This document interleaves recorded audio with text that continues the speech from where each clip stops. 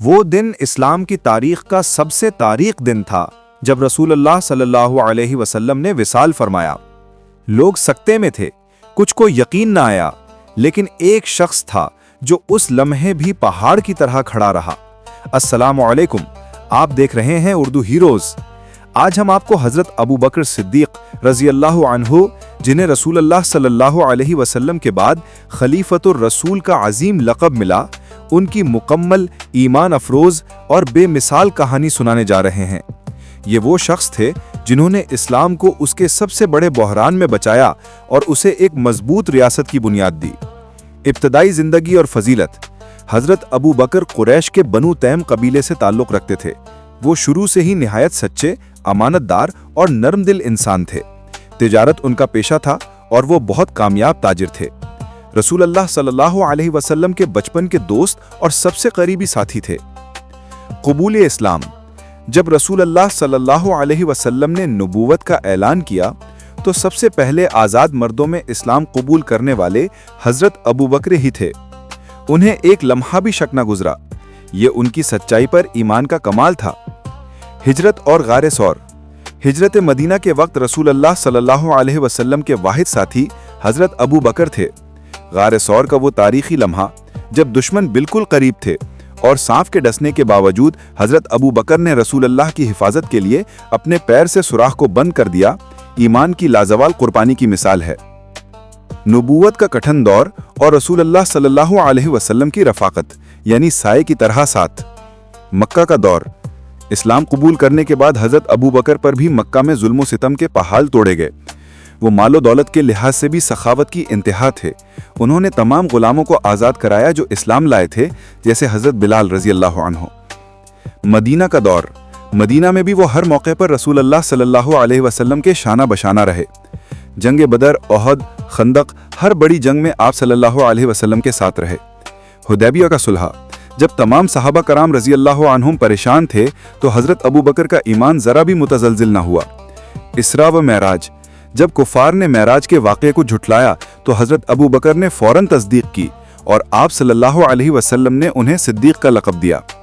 آخری ایام نبوت۔ رسول اللہ صلی اللہ علیہ وسلم کی بیماری کے دوران جب آپ صلی اللہ علیہ وسلم نماز کی امامت نہ کرا سکے تو آپ صلی اللہ علیہ وسلم نے حضرت ابو بکر کو امامت کے لیے آگے کیا، جو کہ ان کی خلافت کا ایک واضح اشارہ تھا۔ سب سے بڑا بحران۔ وفات رسول اور خلافت کا آغاز، یعنی اسلام کا محافظ۔ امت کا سب سے بڑا صدمہ۔ رسول اللہ صلی اللہ علیہ وسلم کا دن پوری امت کے لیے قیامت کا دن تھا۔ صحابہ کرام سکتے میں تھے، کچھ کو یقین نہ آیا، جیسے حضرت عمر رضی اللہ عنہ، اور امت میں انتشار کا خطرہ پیدا ہو گیا۔ حضرت ابو بکر کی استقامت۔ اس وقت حضرت ابو بکر ہی تھے جو پہاڑ کی طرح کھڑے ہوئے اور مسجد نبوی میں آ کر تاریخی خطبہ دیا کہ جو محمد صلی اللہ علیہ وسلم کی عبادت کرتا تھا اسے جان لینا چاہیے کہ محمد صلی اللہ علیہ وسلم وفات پا چکے ہیں، اور جو اللہ کی عبادت کرتا تھا اسے جان لینا چاہیے کہ اللہ زندہ ہے اور کبھی نہیں مرے گا۔ اس ایک خطبے نے امت کو متحد کر دیا۔ خلافت کا انتخاب۔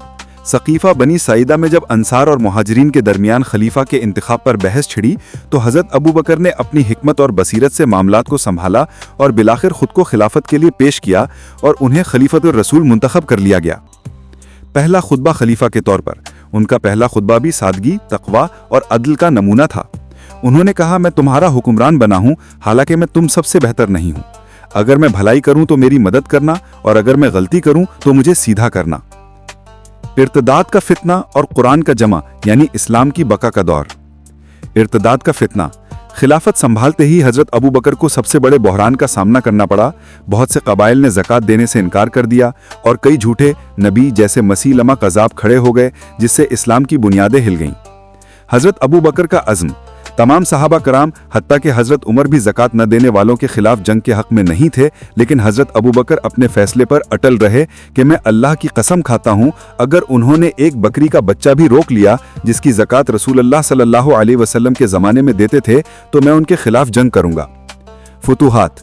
آپ نے مرتدین کے خلاف جنگیں لڑیں اور فتح حاصل کی، جس نے اسلام کو اندرونی خطرات سے بچایا۔ آپ نے ایران اور شام کی طرف بھی لشکر روانہ کیے جو اسلامی فتوحات کا پیش خیمہ ثابت ہوئے۔ قرآن کریم کا جمع۔ جنگ یمامہ میں بہت سے حفاظ قرآن شہید ہو گئے۔ حضرت عمر کے مشورے پر حضرت ابو بکر نے قرآن کریم کو ایک کتابی شکل میں جمع کرنے کا تاریخی فیصلہ کیا جو آج بھی مسلمانوں کے لیے عظیم ترین خدمت ہے۔ سادگی، تقوی اور آخری وصیت یعنی ایک لازوال میراث۔ خلافت کے دور میں بھی حضرت ابو بکر کی زندگی میں کوئی تبدیلی نہیں آئی۔